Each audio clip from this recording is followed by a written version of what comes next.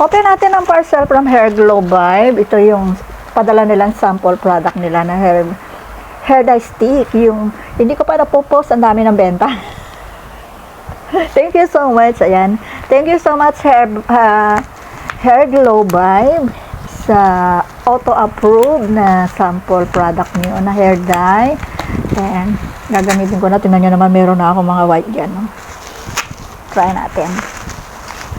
Ayan. O, diba?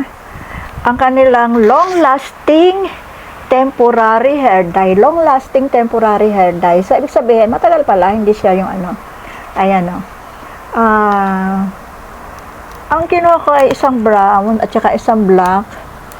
Ito yung brown. Tingnan natin yung loob para makita natin kung ano itsura niya. Ayan. Ito yung brown. Actually, nagulat nga ako, hindi ko pa ito napopost na ginamit ko, pero may mga ano na eh, may mga sales na. Ayan. Meron pala siyang ano, ayan o, yung pang, ayun. Meron siya yung parang suklay na pag inilagay mo, masusuklay yung hair mo. Ayan o. Ayan, ang ganda niya. Bukas ko na lang gagamitin. Para ano, maganda. Ayan. Ito naman yung black. Ang ganda niya. Grabe, ngayon ko lang ako nakakita ng pang hair dye na meron suklay na kasama. Parang ano siya, yung nasusuklay yung habang nagdaday ka, may ano na nakukomb yung hair mo. So, lahat malalagyan. Hindi siya mahirap gamitin kasi may ano siya, may ano na, automatic nakukomb yung hair. Ito yung black. Ganda siya, kaya pala ano. Actually, hindi ko pa ito napopost na ginamit ko, pero may mga sales na ako eh. Kaya nga nagulat nga ako eh, kasi may sales ako. Hindi ko pa gamit. Ayan, diba? Ito yung black,